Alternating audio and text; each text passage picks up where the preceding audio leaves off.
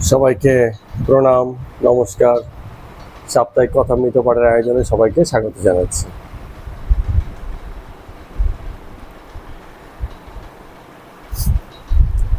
আজকে আলোচনার শুরুতে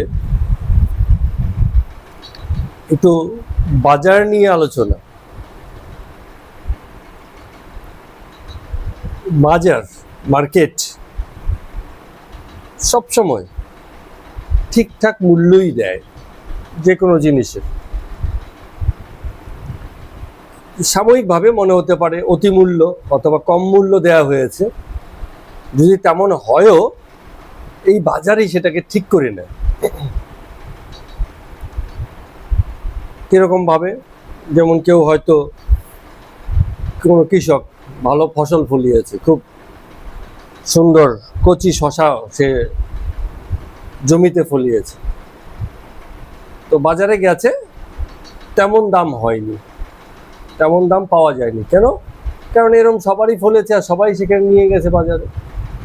তাহলে বাজারে কৃষকের যে জিনিসের মূল্য যোগানের উপর নির্ভর করছে। এর থেকেও খারাপ মাল নিয়ে গেছে, তার থেকে বেশি দাম পেয়েছে। কেন? সেই দিনকে যোগান ছিল না। খুব গুরুত্বপূর্ণ এগুলো। এই জন্য বলা হয় নাই দেশে ভেন্ডি বৃক্ষ। এর অর্থ কি? এর অর্থ হলো যে যেখানে পাওয়া যায় না কোনো কিছু, সেখানে সামান্য যা পাওয়া যায় তারই অনেক উচ্চ মূল্য দেওয়া হয়, উচ্চ মূল্য হয় সেসব জিনিসের। এই জিনিসটা আমাদের বরাবর ঘটে। আরেকটা জিনিস যেটা আছে সেটা হচ্ছে কোয়ালিটি। বাজারে উচ্চ মূল্য তখনই পাওয়া যায় যদি কোয়ালিটি থাকে প্রোডাক্টের, মানের। একই রকম ফসল সবাই নিয়ে গেছে, সেই একই রকম শশা, কিন্তু যার শশাটা কচি বেশি, সতেজ বেশি, ভালো রং হয়েছে, তারটা আগে বিক্রি হয়ে যাবে। তাহলে কোয়ালিটির একটা মূল্য বরাবর বাজারে থাকে। তাহলে বাজার দাঁড়িয়ে আসে যোগানের উপরে আর কোয়ালিটির উপরে। তো আবার কিছু জিনিস আছে যেটাকে বাজারকে যা ম্যানিপুলেশন করতে পারে সেটা হচ্ছে সিন্ডিকেসি। অনেক সময় হয় না, বাজারে সিন্ডিকেট করে রেখেছে, দাম যতই ভালো জিনিস নিয়ে যায় এর উপরে আর হবে না, সবাই সিন্ডিকেট করে রেখেছে, ওই দামেই ওরা মূল্য নির্ধারণ করছে। কৃষকের প্রত্যেক বছর এই আলোচনা হয়, কৃষক চাল উৎপাদন করে কিন্তু বিক্রি করতে গেলে দাম পায় না। আমরা চাল কিনে খাই কত? 50 টাকা, 55 টাকা, 60 টাকা। কৃষক 17 টাকা, 18 টাকা, 20 টাকা ধানের দাম পায় না। তো কৃষক দাম পাচ্ছে না। কেন পাচ্ছে না? কারণ সিন্ডিকেসি। মাঝখানে কিছু আড়তদার, মজুতদার রয়ে গেছে, যারা কি করে এখান থেকে বেনিফিট নিয়ে নেয়। ওদের কাছ থেকে 17, 18, 20 টাকায় কিনে 10 টাকা আর অন্যান্য খরচা ধরে নিচ্ছি, 30 টাকা আরো কিছু খরচা আছে, সেসব নিয়ে টিয়ে প্রত্যেকটা ধাপে ধাপে যতবার হাত বদল হচ্ছে প্রত্যেকেই 4-5 টাকা, 1 টাকা, 2 টাকা করে খেয়ে জিনিসের উচ্চ মূল্য করে দিচ্ছে। কৃষক দাম পাচ্ছে না। এইসব জিনিসগুলো ঘটে, ম্যানিপুলেশন, সিন্ডিকেসি। আরেকটা জিনিস হয়, অনেক সময় হয় না যে বাজারে এত লোক বসে আছে সবজি নিয়ে, একটা খুব বুড়ু থুড়ি একটা দাদু বসে আছে। তো কেউ বললো যে দাদু বসে আছে, হয়তো সংসার চালাতে কষ্ট, আচ্ছা অন্য জায়গাতে ভালো মাল হয়তো পাওয়া যাচ্ছে, কিন্তু আমি দাদুর থেকেই নেবো, সে যাই বেচে আমি তার থেকেই নেব। কেন? এটা হচ্ছে মানে করুণাবশত, দয়াবশত, যে তাকে আমরা সুযোগ দিই, তাকে বাঁচার অধিকারটা দিই, যাতে সে সেটা করতে পারে। তো এইভাবেও বাজার নিয়ন্ত্রণ হতে পারে, সেটা অ্যাকচুয়াল নিয়ন্ত্রণ না।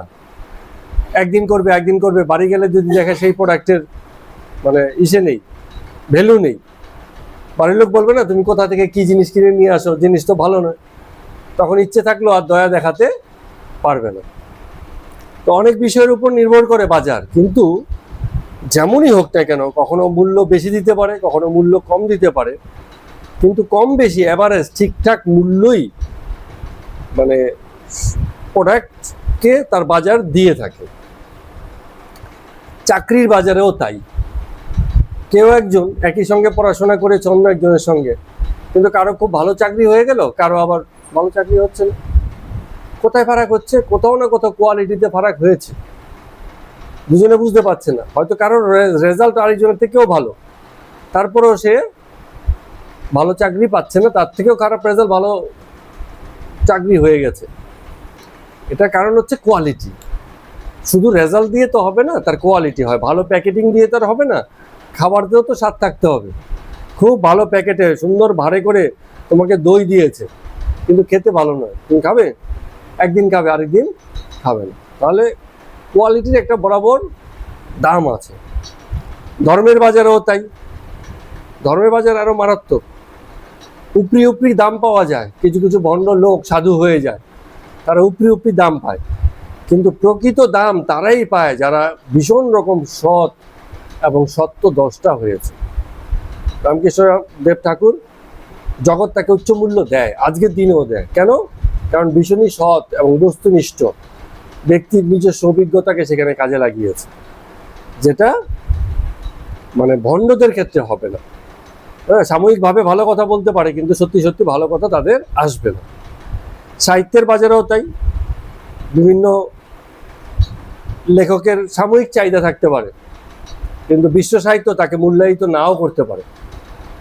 অনেক সময় যতদিন জীবিত অবস্থায় লেখালেখি করেছেন, ততদিন খুব বেশি মানুষের কাছে অ্যাপ্রিসিয়েশন, গ্রহণযোগ্যতা পাননি। জীবনানন্দ দাশ মৃত্যুর পরে তার কবিতাকে অত্যন্ত উচ্চ মূল্য দেওয়া হলো, বললো এইরকম কবিতা বাংলা সাহিত্যের খুব লেখাই হয়নি, এত উঁচু। ঠিক আছে, কিন্তু জীবিত অবস্থায় পাওয়া যায়নি। তো সাহিত্যের বাজারেও যে সবাই একই রকম মূল্য পায় তা না। সেই সময়ে সেই জিনিসটাকে বোঝার মানে ছিল না, মূল্য দেওয়ার কেউ ছিল না, মূল্য পাওয়া যায়নি। বিয়ের বাজারেও তাই। খুব সুন্দর দেখে বউ বিয়ে করে নিয়ে আসা হয়েছে, কিন্তু যখন বাড়িতে 3 বেলা খাবার খেতে পারছে না, রুটি পুড়িয়ে ফেলছে, ভাত সেদ্ধ বেশি হয়ে যাচ্ছে, তরকারি সবজি স্বাদ হচ্ছে না, তখন সেই বউকে বাড়ির লোক অন্তত তার পছন্দ করবে না। হ্যাঁ, বলবে না না, এ চলে না, এরকম অবস্থা। মানে কোয়ালিটি কোথাও না কোথাও ডিমান্ডেড হয়ে যায়, দাবি এসে যায় যে কোয়ালিটি থাকা চাই।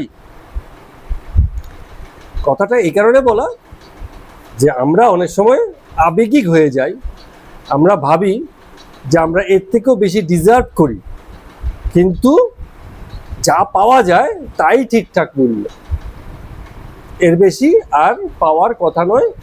পেতে হলে সময় লাগবে, কোয়ালিটি বাড়াতে হবে, মূল্য আস্তে আস্তে দাম বেড়ে যাবে। ঠিক আছে, অনেক কষ্ট করে আমরা একটা প্রোডাক্ট তৈরি করেছি, বাজারে নিয়ে গেলাম, খুব সুন্দর জামা তৈরি করেছি, কিন্তু যতক্ষণ পর্যন্ত কাস্টমারের পছন্দ না হবে সেই জিনিসের প্রকৃত মূল্যটা পাওয়া যাবে না। প্রথম দিন খুব মূল্য পাওয়া যাবে, নতুন একটা জিনিস এসছে, লোকে বুঝবে না, উচ্চ দামে বিক্রি হচ্ছে, কিন্তু যত দিন যাচ্ছে দাম আস্তে আস্তে কমে যাচ্ছে, কারণ লোকের কাছে সমাদৃত হচ্ছে না। আর বিষয় এমন, যখন জিনিসের দাম পড়ে যায়, চাইলেও কেউ উচ্চ মূল্য আদায় করতে পারে না। যে আপেল পচে গেছে, কারণ আমি যদি 200 টাকা কিলো চাই, লোকে নেবে? আপেল তো পচে গেছে, দেখাই যাচ্ছে জিনিস ঠিক নেই, আমার চাইতে দোষ নেই, কিন্তু হলে কি হবে, তার দাম পাওয়া যাবে না। এই রকম হয় ব্যাপারগুলো। তো কোয়ালিটি খুব গুরুত্বপূর্ণ জিনিস, ধর্মজীবনেও কোয়ালিটি খুব গুরুত্বপূর্ণ জিনিস। যে ব্যক্তি তার আন্ডারস্ট্যান্ডিংটাকে ঠিক রেখেছে, ঈশ্বরের সঙ্গে আন্তরিক সম্পর্ক গড়াতে আগ্রহী হয়েছে, শুধু বাইরে বাইরে উপরি উপরি না, আচারে ব্যবহারে নিয়মে কানুনে খুব মান্যতা দিয়ে রেখেছে, সেসব না।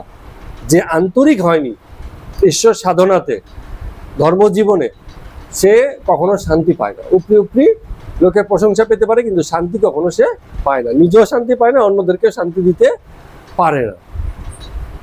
এসব ভাবে এই বিষয়গুলোকে, জীবনের এই কঠিন সত্যগুলোকে জেনে নিতে হয়।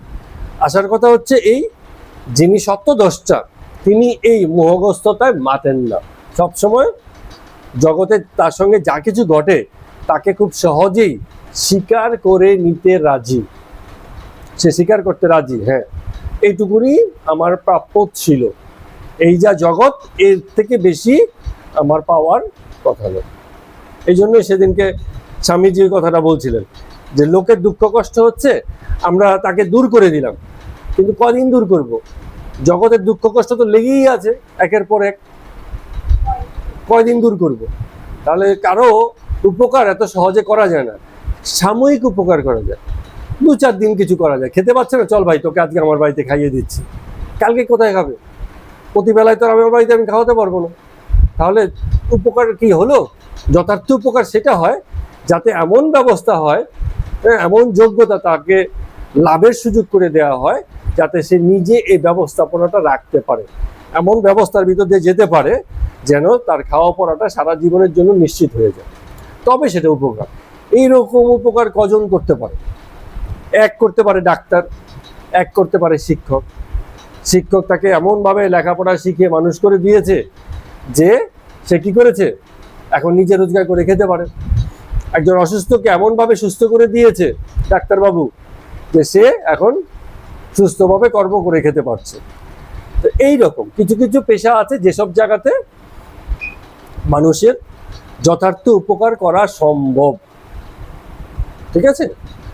কিছু কিছু পেশাতে, ডাক্তারি পেশাতে যথার্থ উপকার হয়, মৃত্যু পথযাত্রীকে বাঁচিয়ে দেয় জীবনে, সে তখন জগতের অনেক কর্ম করতে পারে।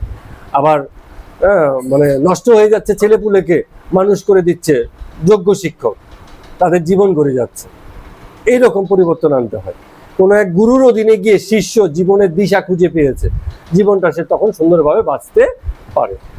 তো এরকম যারা জগতের যথার্থ কল্যাণে কাজ করতে পারে তারাই একমাত্র, মানে তাদের দ্বারাই শুধুমাত্র জগতের মঙ্গল ঘটে।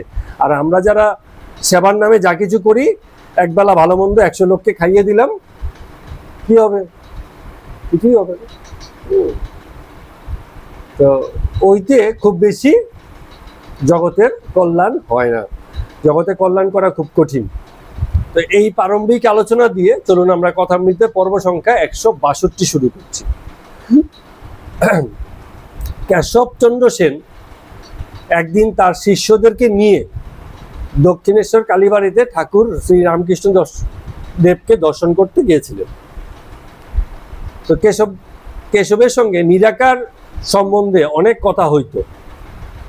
পরমহংসদেব বলতেন যে আমি মাটির বা পাথরের কালী মনে করি না, চিন্ময়ী কালী, যিনি ব্রহ্ম তিনিই কালী। ওই এই জিনিসটা হয়, যেমন আমরাও নিরাকার নিয়ে কথা বলি, আবার সাকার নিয়েও কথা বলি। নিরাকারের ভাবনাকে আমাদের বুদ্ধিগ্রাহ্য করার জন্য আমাদের সাকারের প্রতিমূর্তি থাকে, অর্থাৎ রূপক বা উপমা থাকে, উদাহরণ থাকে, ঠিক আছে? যেমন অনেক সময় হয় না যে মানে দেখানোর জন্য আর কি, যে এই রকম একটা দোকান আছে, বাইরে একটা কিছু ঝুলানো আছে, তো ওটা দেখে কি বুঝবো যে এটা হচ্ছে এই জিনিসেরই দোকান।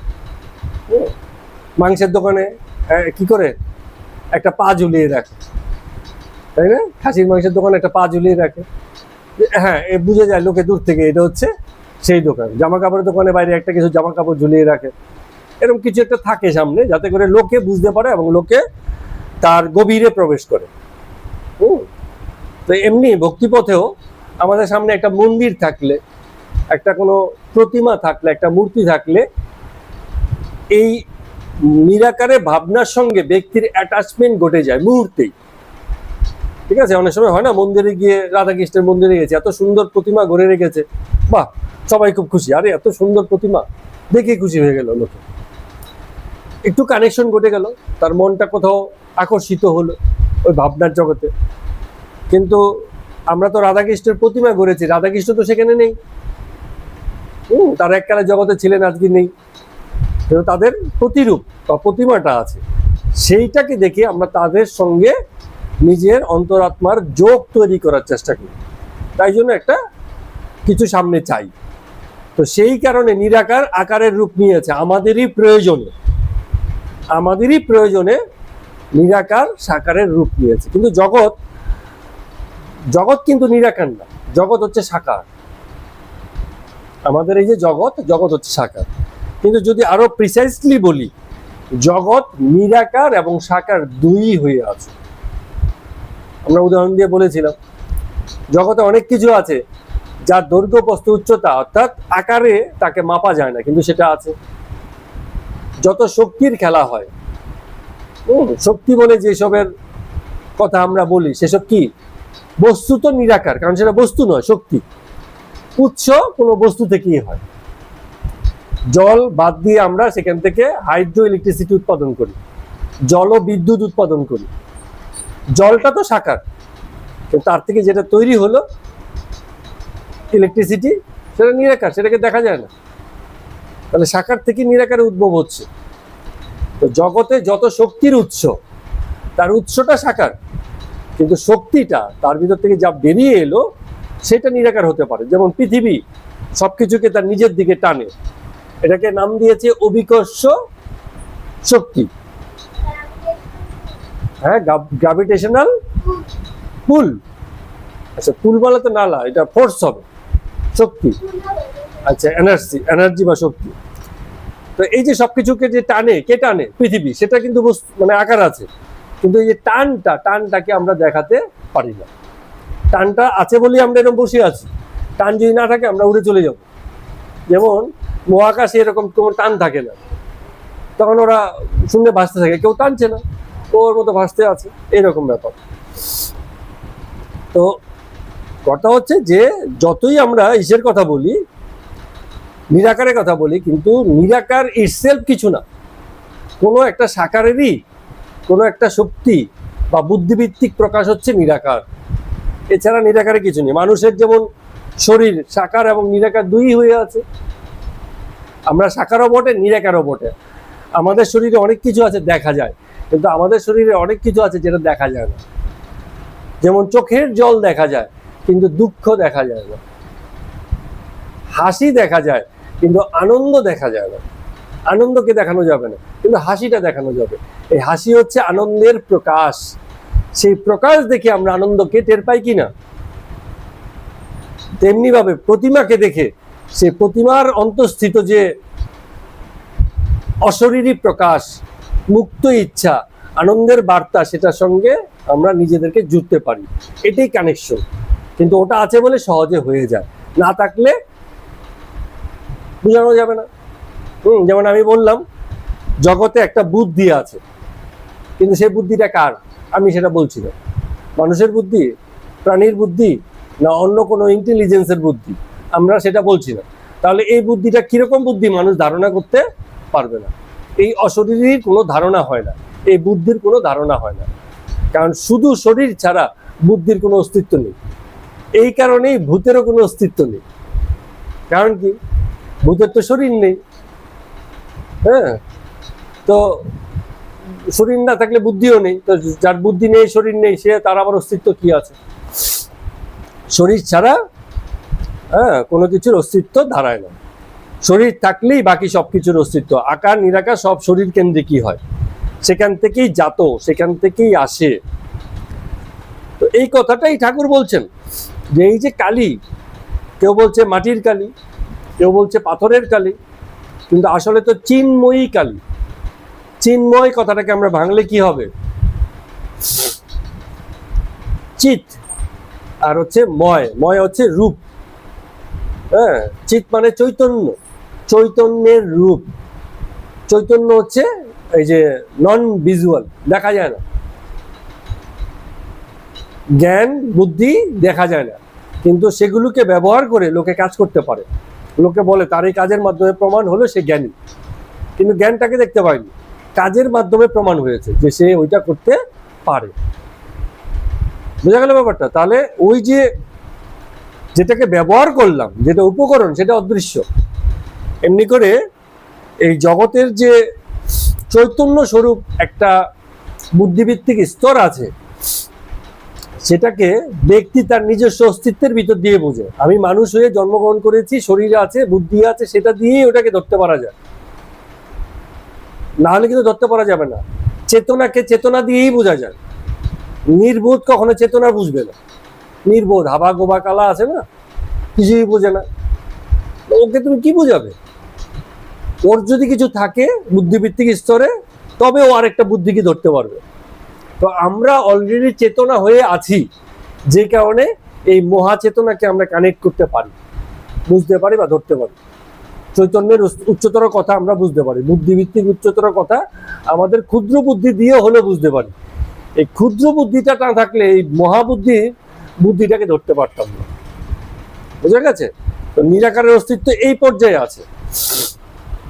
আমাদের জীবনটা কি? ক্ষুদ্র জীবন, সংক্ষিপ্ত জীবন, কিন্তু একটা জীবন আছে যেটা হচ্ছে মহাজীবন। সেই মহাজীবনের অন্তর্গত হয়েই আমাদের এই ক্ষুদ্র জীবনটা আছে। মহাজীবন হচ্ছে জগতের যা কিছু আগেও ছিল, এখনো আছে, ভবিষ্যতেও থাকবে, সেটা হচ্ছে মহাজীবন। আর সেই মহাজীবনের মধ্যে কিছু পরিবর্তনশীল জীবন আছে, যেটা হয়তো কিছুদিনের জন্য প্রকাশিত হয়, আবার কিছু পরে হারিয়ে যায়, আবার নতুন কোনো একটা জীবন প্রকাশিত হয়। যেমনি ভাবে আমাদের একটা শরীরের মধ্যে অসংখ্য কোষের জন্ম হচ্ছে, অসংখ্য কোষের মৃত্যু হচ্ছে। তো এগুলো হচ্ছে ক্ষুদ্র জীবন। মহাজীবন কোনটা? সে কোষের সাপেক্ষে আমাদের জীবনটা হচ্ছে মহাজীবন। কিন্তু আমাদের জীবনও মহাজীবন না, কারণ সেটাও কোনোদিন মানে চিরস্থায়ী না, সেটাও একদিন লয় হয়ে যাবে। তো আমাদের যে লয় হচ্ছে, তাহলে আমার একটা মহাজীবন আছে, সেটা কে? সেটা হচ্ছে আমার এই জগৎ, এই জগতের চলমানতা, এটা হচ্ছে একটা মহাজীবন। এই জগৎ মহাচলমান, মানে সে চলছে, এর শুরু আর শেষ নেই, চলমান। সেই চলমান জগতের মধ্য থেকে জীবনের একটা ক্ষুদ্র প্রকাশ রূপে আমরা এসছি। কিন্তু এসছি যে এই বুদ্ধিটুকু আমাদের আছে, আর আছে বলেই এই মহাজীবনের গল্পটাকে আমরা ধরতে পারছি। কিন্তু অনেক ক্ষুদ্র জীবন আছে এই মহাজীবনের গল্পটাকে ধরতে পারে না। একটা ছোট শামুক এই জগতের ব্যাপারগুলোকে ধরতে পারে না। দুঃখিত। এইসব ব্যাপারগুলো ঘটে।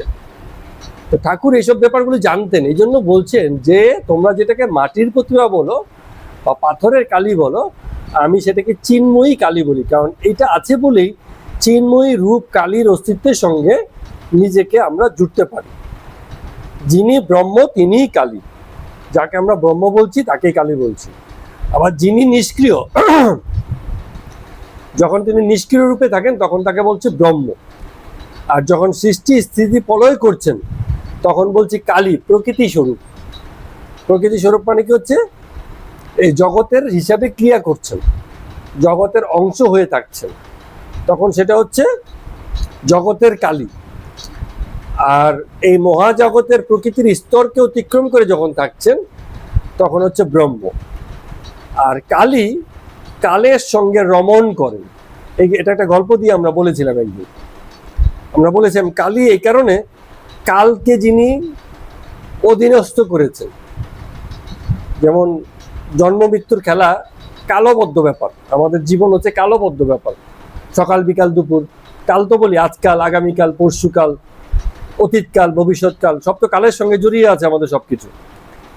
কিন্তু কালীর কোনো কিছু কালের সঙ্গে জড়িয়ে নেই। কালী কালাতীত, কাল তাকে বশ করতে পারে না।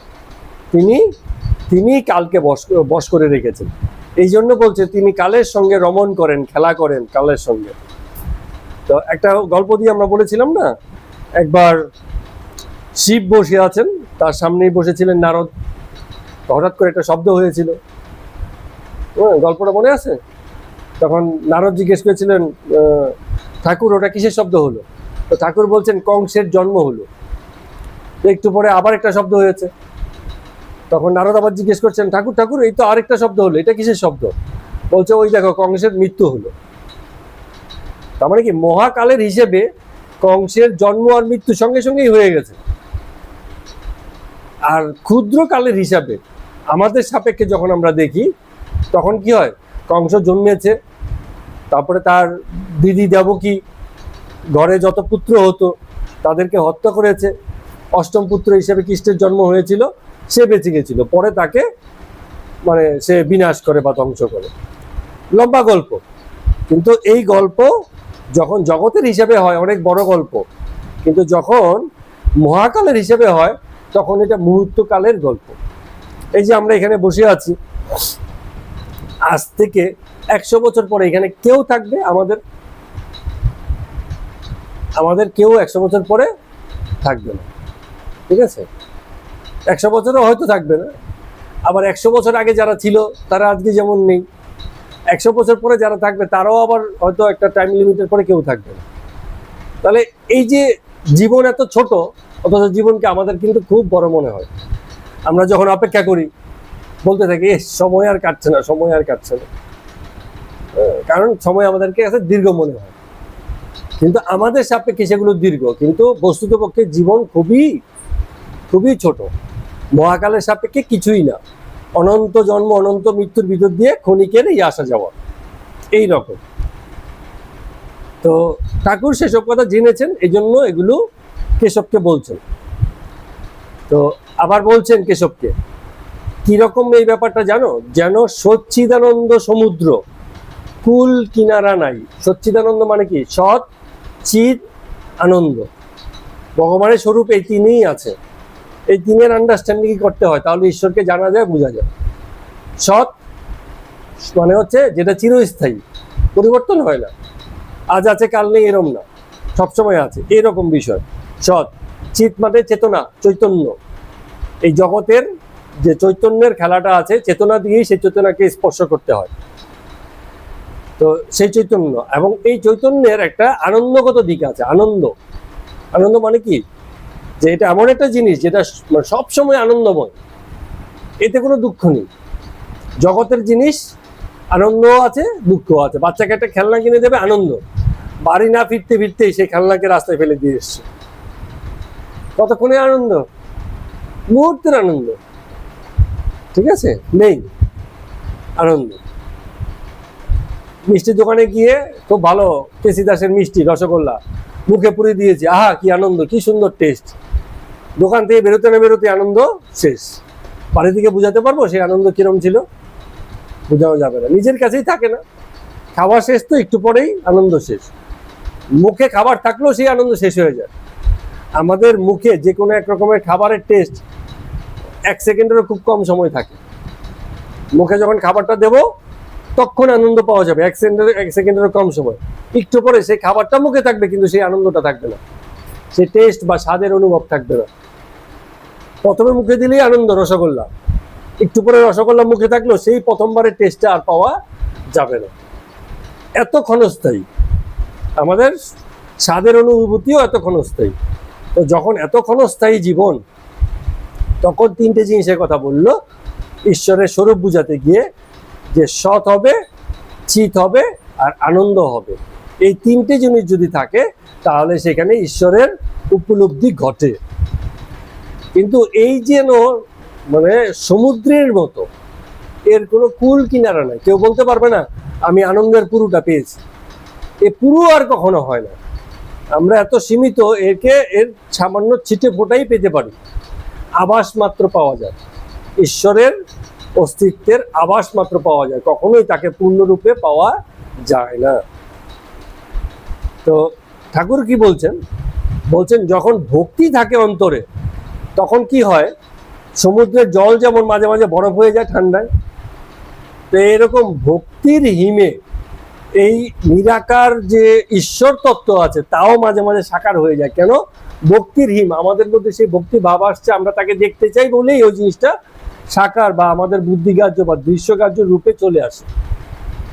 সবসময় আসবে না। আবার কি হয়ে যায়? যখন জ্ঞান সূর্য ওঠে তখন সেই বরফ আবার গলে যায়, সূর্যের আলোতে তো বরফ গলে যায়। তো যখন জ্ঞান সূর্য ওঠে, যেটুকু আমরা সাকার রূপে দেখতে পাই সেটা আবার আস্তে আস্তে হারিয়েও যায়। তো এইরকম খেলা চলে। তো এই যে সমাধি যখন হয় ব্যক্তির, তখন এই রূপ টুপ সব উড়ে যায়, তখন আর কেউ রূপে তাকে খুঁজে পায় না। তখন কেননা নিরূপটা তখন তার সামনে চলে আসে। তখন এই সাধু কি হয়? তিনি কি বা তিনি যে কেমন সেটা সাধু বুঝতে পারে, কিন্তু মুখে বলতে পারে না। এরকম মন বুদ্ধি অহংতত্ত্ব দিয়ে তাকে ধরা যায় না, চেতনা দিয়েই তাকে একমাত্র ধরা যায়। চেতনাকে চেতনা দিয়েই ধরা যায়। মন বুদ্ধি অহংকার যুক্তি তর্ক প্রকাশ বর্ণনা ভাষা এসব দিয়ে তাকে ধরা যায় না। ঈশ্বর তত্ত্বের ব্যাখ্যায় ঠাকুর এসব কথা বলছেন, খুব সুন্দর কথা, পরিষ্কার কথা, কোনো ঝুটঝামেলা নেই, রহস্য করা হয়নি। পেঁচানো পোচানো হয়নি, গল্প ফাঁদা হয়নি, পরিষ্কার তত্ত্বীয় কথা, ঠাকুরের কথা তত্ত্বীয় কথা। আচ্ছা, যে লোক এটা ঠিক জানে সে আরো একটা জিনিস জানতে পারে, সে জানতে পারে নিরাকারকে, আবার সে সাকারকেও জানতে পারে। যে কোনোদিন দক্ষিণ পাড়া, শ্যামপুকুর, তেলিপাড়া এইসব জায়গাতে যায়নি, সে কি করে বুঝবে বা জানবে তেলিপাড়াতে কি আছে? হ্যাঁ, শুধু গল্প শুনেছে। তুমি কোথায় থাকো জিজ্ঞেস করেছো, বলছে আমি কোথায় থাকো তুমি? মনোরঞ্জন পল্লী, ঠিক আছে, বা কালিকাপুর বা শ্রীনগর। তো শ্রীনগরে গল্প বলো, তো গল্প শুনিয়েছে, তা আমি আরেকজনকে গিয়ে শ্রীনগরের গল্প বলছি। যাকে বলছি সে তো শ্রীনগরের গল্প জানে, সে সেখানে গেছে, সে আমার কাছে যখন গল্প শুনবে সে মেলাতে পারবে না। কারণ কি, যে সেখানে গেছে সে জানে সেখানে কি আছে। হ্যাঁ, যে যায়নি সে কি বুঝবে? তো ঈশ্বর তত্ত্বের উপলব্ধি যার ঘটেনি, সে ঈশ্বরের কি বলবে? তার কাছে ঈশ্বরকে মানে ঈশ্বর সম্পর্কে বলা মানে বেকার বলা হবে, এই যে গল্প হবে। যেমনটা স্বর্গ নরকের বর্ণনা দিতে গিয়ে লোকে বলে, যে স্বর্গ নরক যায়নি তার মুখে স্বর্গ নরকে কি বর্ণনা দেবে? সে বেকার বর্ণনা হয়, এসব মেলে না। তো এখানে ঠাকুর এক জায়গাতে বলছেন যে সকলে নিরাকার পূজার অধিকারী হয় না। নিরাকার পূজা বুঝতে গেলে ওই যে চেতনার লাগে, চেতনা যদি না থাকে চোখ বুঝেই বিশ্ব ব্রহ্মাণ্ড চলে আসে। নিজের অন্তঃস্থিত মহাব্রহ্মাণ্ডকে নিজের অন্তঃস্থিত দেখা যায়। কি করে সম্ভব? যে চোখটা বুঝেছে আর সেই জগৎকে যে আবিষ্কার করতে না পেরেছে, সে চোখ বুঝলে বাইরের দৃশ্য নিজের ভিতরে দেখবে, জগতের ঘটনা বলেই নিজের ভিতরে দেখবে। ধ্যান করতে গিয়ে জগতের বিষয় মনে পড়ে কেন? কারণ মন তো জগতেই আছে। জগৎকে ক্যান্সেল করতে না পারলে ভিতরের দুয়ার খুলবে না। জগতের দুয়ার বন্ধ তো ভিতরের দুয়ার খোলা, জগতের দুয়ার খোলা আছে তো ভিতরের দুয়ার কখনোই খুলবে না। তো এই জন্য বলছে নিরাকার পূজা লোকে বলে বটে, কিন্তু কে সেই নিরাকারের অধিকারী হতে পারে? যে নিজে সচ্চিদানন্দ স্বরূপের স্বাদ পেয়েছে, জেনেছে সচ্চিদানন্দ স্বরূপ কেমন হয়, সে জানে নিরাকার কি জিনিস। আর যে এর স্বাদ পায়নি সে কি করে বুঝবে নিরাকার কি জিনিস? হ্যাঁ, তাই সাকার পূজার বিশেষ প্রয়োজন। তার মানে কি, জগতের বেশিরভাগ লোকেরই সেই জিনিস নেই, এই জন্য সামনে কোনো প্রতিমাকে রেখে সাকারের পূজা করতে হয়, যাতে সে ওইটার সাথে কিছু না কিছু হলেও কানেক্টেড হতে পারে। তো এই কথা ঠাকুর বলছেন। তো বলছেন যে আমাদের এদেশে সাকারে পূজা হয়, আর খ্রিস্টান আর মিশনারিরা আমেরিকা, ইউরোপে এদেশের লোকেদের এই সাকার পূজা করে বলে অসভ্য জাতি। ভারতীয়দের বলে অসভ্য জাতি, ওরা প্রতিমাকে পূজা করে, ভিতরের গল্প জানে না।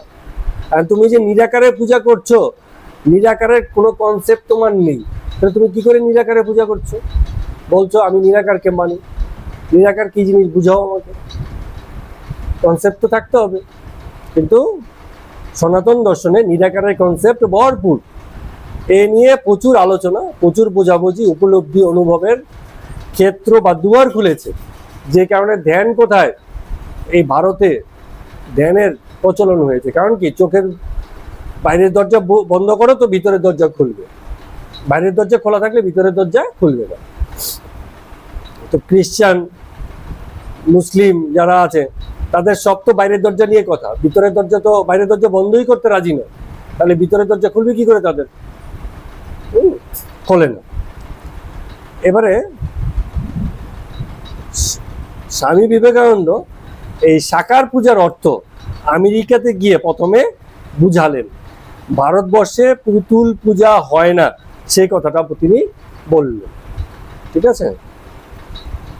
তো ঈশ্বরকে ভাবিতে গেলেই সাকার চিন্তা বই আর কিছু আসতে পারে না, কারণ ভাবনার একটা লিমিটেশনস আছে। এটা সেদিনকেও আমরা একটা জায়গাতে দেখছিলাম যে মানুষ সেসব জিনিসই স্বপ্ন দেখে যা তার মানে জগৎ অভিজ্ঞতায় এসছে কোনো না কোনো দিন। কোনো কিছুই মানে সে এমন দেখতে পারে না যা তার অভিজ্ঞতা বা চিন্তা আপনার কোনোদিন আসেনি। ঠিক আছে? এটা হয়। তো এখন চিন্তা করতে গেলেই মানুষের সাকার বুদ্ধি লাগবে, সাকার ছাড়া কিছু চিন্তা করতে পারে না, এটা মনোবিজ্ঞানের কথা। তো স্বামী সেই কথাটাই বুঝিয়ে বলেছেন যে তোমরা বলো নিরাকার, কিন্তু নিরাকারের কোনো কনসেপ্ট তোমাদের কাছে নেই। নিরাকারের কনসেপ্ট না থাকলে নিরাকার সম্পর্কে কি ধারণা করবে, কি বলবে যে কোনটা নিরাকার কোনটা সাকার? তো স্বামীজি তখন বলছেন যে why does a Christian go to church? একজন ক্রিশ্চিয়ান যে আছে সে চার্চেই যায় কেন? আমি যদি নিরাকারই জানি, নিরাকারের জন্য তো আবার চার্চ লাগবে না। তারপরে ওয়াই ইজ দ্য ক্রস হলি? ওই যে একটা ক্রস থাকে, এই ক্রসটাই লাগবে কেন প্রকাশ করতে গেলে? কারণ তোমার কিছু চাই, সনাতন ধর্ম সেটাই বলছে, তোমার কিছু চাই, নাহলে তোমার ভাবনা চিন্তা সেখানে পৌঁছবে না, চিন্তা ভাবনাটাই খুলবে না। তুমি ক্রস হাতে নিচ্ছ, তুমি গির্জা যাচ্ছ, আমার সামনে একটা প্রতিমা আছে, পার্থক্য এটুকুই হয়েছে। তুমি ওটা ওই দুটোকে ধরে রেখেও বলছো নিরাকার, আমি সরাসরি স্বীকার করে নিচ্ছি যে আমি সাকার পূজা করছি, কারণ আমার সামনে সাকারেই আছি, সাকারটাকে আমি দেখতে পাচ্ছি। হ্যাঁ, এই ক্রিশ্চিয়ানরা যখন প্রার্থনা করে তখন ওরা আকাশের দিকে তাকায় এরকম, মুসলিমরাও করে, পশ্চিম দিকে মুখ করে আকাশের দিকে তাকায়। আরে যদি আকাশেই ঈশ্বর থাকে তাহলে নিচে নেই, তলদেশে, হ্যাঁ, পাশে নেই, অন্যদিকে নেই? তো কোথাও যদি নেই তাহলে সেখানে অন্য কে আছে? তাহলে তো আরেকটা ঈশ্বর বা আরেকটা কিছু থেকে গেল। এরম হয় না। তার মানে তোমারও কিছু চাই, এটা স্বীকার করো যে আমারও কিছু চাই, আমার প্রার্থনার জন্য আমার কিছু উপসর্গ দরকার। তারপরে ক্যাথলিক চার্চে গেলেও বিভিন্ন রকম মূর্তি সেখানে আছে ক্যাথলিক চার্চে। হ্যাঁ, তো এগুলো কেন? Why are there so many images in the minds of Protestants when they pray? মানে কেন তোমরা এইসব চিন্তা ভাবনাগুলো করো? কোন রকম চিন্তা ছাড়াই নিরাকারের উপাসনা করো। কিন্তু বাস্তবতা এই যে চিন্তার রূপ দেওয়া ছাড়া বা রূপকে আশ্রয় করে চিন্তা করা ছাড়া চিন্তার আর কোনো উপায় নেই। জগতের বুদ্ধি, মনুষ্য বুদ্ধি খুলেছে জগৎকে দেখতে দেখতে, যত জগৎকে দেখেছে, বস্তুগত অভিজ্ঞতা লাভ করেছে, তত সে ওই বিষয়ে চিন্তাশীল হতে পেরেছে। যার জগৎ বুদ্ধি নাই সেই যথার্থ নিরাকারী, তার নিরাকারের ধারণা বা কনসেপ্ট আসে না। তো এইখানে এসে ঠাকুর মানে আমাদের স্বামী বিবেকানন্দ একটা খুব সুন্দর কথা বলছেন। তিনি একটা জায়গাতে বলছেন যে to the Hindu, man is not traveling from error to truth but from lower to higher truth। খুব সুন্দর কথা। মানে অন্যান্য ধর্মভাব বলে কি সত্য কোনটা? তুমি যেখানে আছো সেটা হচ্ছে মিথ্যা, আর যেখানে যাবে সেটা হচ্ছে সত্য। কিন্তু হিন্দু ধর্ম সে কথা বলে না। তুমি যেখানে আছো সেটা মিথ্যা না, সেটাও তোমার মতোই সত্য। যেমন আমরা ট্রেনে উঠলে কি দেখি? বাড়িঘর গাছপালা সব দৌড়চ্ছে। বাড়িঘর গাছপালা মোটেই দৌড়ো না, ট্রেনটাই দৌড়চ্ছে। কিন্তু আমি তো দেখছি বাড়িঘর গাছপালা দৌড়চ্ছে, এটা কি মিথ্যা? স্বীকার করি যে আমি দেখছি বাড়িঘর গাছপালা সব দৌড়চ্ছে, তা আমার সাপেক্ষে ওই কথাটাই সত্য, এটা মিথ্যা নয়, এটা সত্য। কিন্তু কেমন সত্য? এই কথাটাই হিন্দু বলছে। হিন্দু বলছে এটা হচ্ছে লোয়ার ট্রুথ, নিম্ন স্তরীয় সত্য। সত্যের দুটো স্তর আছে, একটা নিম্ন, একটা হচ্ছে উঁচু। নিম্ন মানে কি? এটা তোমার জন্য সত্য, কিন্তু জগতের হিসাবে বিচার যদি করি, বাস্তবতার নিরিখে যদি আমরা দেখি, তাহলে এই কথাটা সত্য না। তাহলে বাস্তবতার একটা বড় জায়গা, বড় সাপেক্ষ হলো, যখন বিচার থাকলো সেটা উচ্চ সত্য। তাহলে জগতে মিথ্যা বলে কিছু হয় না, একটা হয় নিম্ন স্তরীয় সত্য। হ্যাঁ, কেউ প্রতিমাতেই মূর্তি দেখছে, ঈশ্বর দেখছে, ওটা নিম্ন স্তরীয় সত্য। কিন্তু প্রতিমাকে একটা ধারণা হিসেবে মেনে তার আভ্যন্তরীণ যে মূল ভাবনাটা আছে সেটাকে যে স্পর্শ করতে পারছে, সে উচ্চ সত্যের কাছে পৌঁছাচ্ছে। আর না হলে নিম্ন সত্যেই লোকে আটকে আছে। তো একটা হচ্ছে উচ্চ সত্য, একটা হচ্ছে নিম্ন সত্য। কিন্তু ইসেরা বলছে, এই যে প্রতিমা পূজাকে ওরা বলছে ভুল, ঠিক নয়। আর তোমার কাছে ভুল, কিন্তু এটা ভুল নয়, এটাও ঠিক, নিম্ন স্তরীয় স্তরে এটা ঠিক। এখন কেউ যদি বলে ক্লাস 1-এ যখন পড়াচ্ছে আগডুম বাগডুম ঘোড়াডুম সাজে, এর কথা মানে কি? আগডুম বাগডুম মানে কি? হ্যাঁ, দৌড়ানোকে তো আমরা আগডুম বাগডুম বলি না, এটা একটা কবিতা। একটা বাচ্চাকে তার একটা অন্যরকম আনন্দ দিতে গিয়ে, তার কল্পনা শক্তিকে বাড়াতে গিয়ে, হ্যাঁ, তার কাছে একটা কি করা হয়েছে, মানে একটা কিছু প্রেজেন্টেশন দেওয়া হয়েছে যে এরকম ভাবেও তুমি ভাবতে পারো। কিন্তু সেটা কিন্তু মানে মিথ্যা, এটা আমরা জানি, কারণ ওই জিনিসের অস্তিত্ব নেই। কিন্তু হলে কি হবে, ওই বাচ্চার জন্য ওইটাই সত্য, ওই বাচ্চার জন্য ওটাই সত্য। আমরা এরকম দেখেছি না, বিভিন্ন রকম গল্প পড়েছি, হ্যাঁ, পাখা দেওয়া ঘোড়া, বিভিন্ন রকম গল্প, দৈত্য দানব, তিন চৌকলা, ঠিক আছে, ওই সময়ের জন্য তার ওটাই ঠিক। কিন্তু পরবর্তীতে এসে বুঝতে পারে বিচারের মাধ্যমে যেগুলো আসলে ঠিকঠাক, এর থেকে উচ্চতর সত্য জীবনে আছে। হ্যাঁ, তো এই রকম ব্যাপার। যে অজ্ঞানে আছে মানে কি, হ্যাঁ, সে পুরোই ভুল না, তার জ্ঞানটা সীমিত, সে ওটুকুই বোঝে, তার বেশি আর বোঝে না। তার থেকে বেশি বুঝতে গেলে তাকে আবার বিচারের মাধ্যমে আরেকটুখানি এগিয়ে যেতে হবে। এইরকম। তো কোনো কিছুই ভুল নয়, হ্যাঁ, স্তরটা নিচু, স্তরটা কোথাও উঁচু, এই কথা ঠাকুর বলছে। আরেকটা উদাহরণ দিয়ে আমি বলছি, অনেক সময় কি হয়, যেমন একটা সাপেক্ষ ছাড়া আমরা যেমন কিছু বুঝতে পারি না। যেমন একটা পেপারের মধ্যে যদি একটা বল পয়েন্ট দিয়ে একটা পেন আঁকা হয়, ফোঁটা দেওয়া হয়, বিন্দু, একটা পেপারে একটা কাগজের মধ্যে একটা বিন্দু দেওয়া হলো, বলা হলো বিন্দুটাকে এবার খুঁজে বার করো। খুব সহজে খুঁজে পাওয়া যাবে না। যাবে? কেন যাবে না? এত বড় পেপার, কোথায় একটা ফোঁটা পড়েছে কলমের, খুব ভালো করে দেখতে হবে, তবে যদি খুঁজে পাওয়া যায়। কিন্তু একটা বৃত্ত এঁকে যদি বলে বিন্দুটাকে খুঁজে বার করো, বৃত্তটা যখন আঁকা থাকছে ওটা তো বড় চোখে পড়ছে, আর বৃত্তের মাঝখানেই থাকে কেন্দ্র বা বিন্দু, তাহলে বিন্দুটাকে তখন সহজে খুঁজে পাওয়া যায়। সামনে একটা কিছু প্রতিমূর্তি থাকলে তার ভিতরকার যে অন্তঃসত্ত্বটা আছে, লুকানো সত্যটা আছে, সেটাকে খুঁজে পেতে সহজ হয়, সামনে একটা কিছু আছে বলে। সামনে যদি ওটা না থাকে, ওই যে মানে কি করতে হবে, ঘুরে মরতে হবে সেই সত্যের পিছনে, সারা জীবন ঘুরে গেলাম, সত্য বলে আর কিছু খুঁজে পেলাম না, এইরকম হবে ব্যাপারগুলো। এইভাবে স্বামীজিও এই জিনিসগুলোকে ব্যাখ্যা করেছেন, খুব সুন্দর। আচ্ছা, আরেকটা জায়গাতে স্বামীজি বলছেন, unity in variety is the plan of nature and the Hindus has recognised ইট।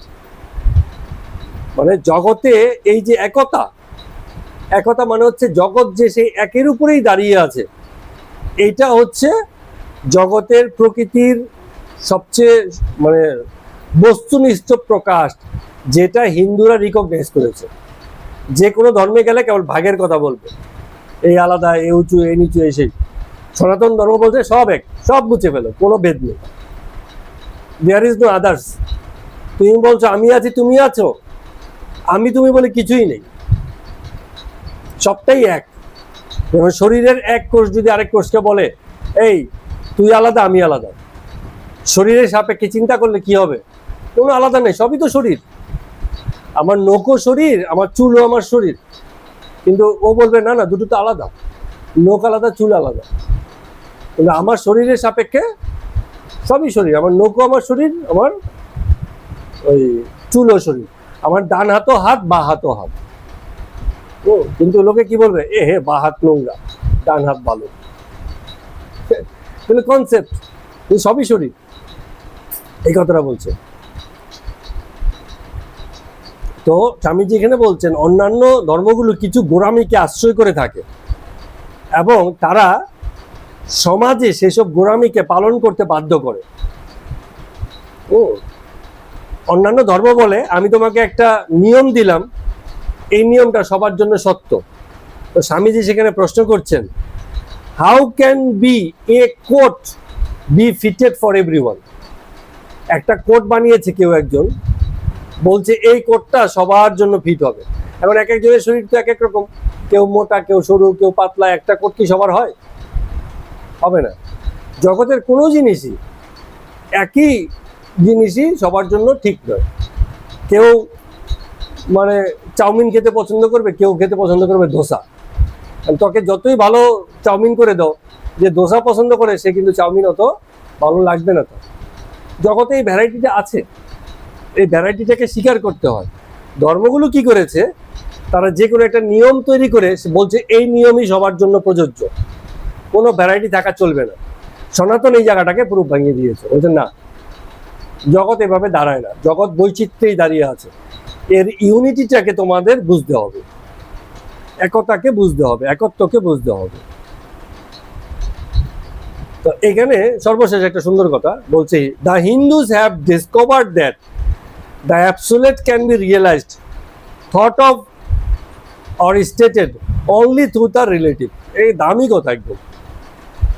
বলছে যে জগৎ মানে ঈশ্বরকে, ঈশ্বর তো অ্যাবসোলিউট, পরম, বলে না পরম পিতা। পরম পিতা মানে কি, আমরা তাকে জগতে দেখতে পাই না, জগতের বাইরে আছেন, মানে আমাদের জগৎ বুদ্ধির বাইরে।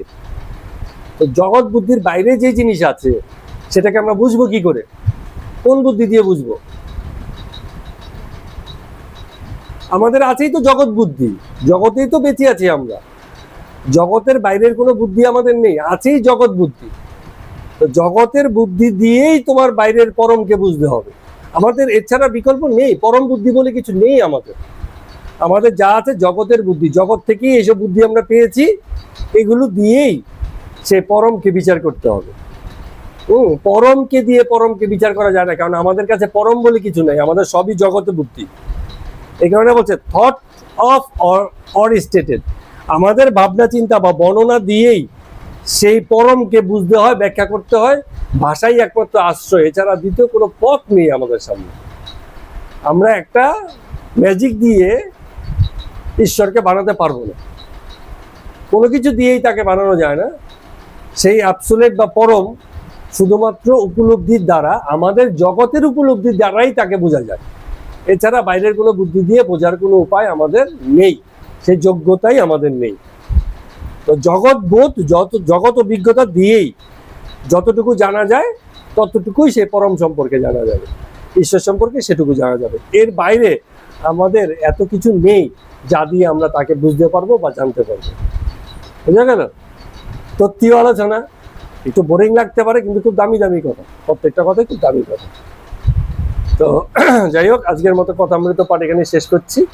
সবাইকে প্রণাম এবং নমস্কার।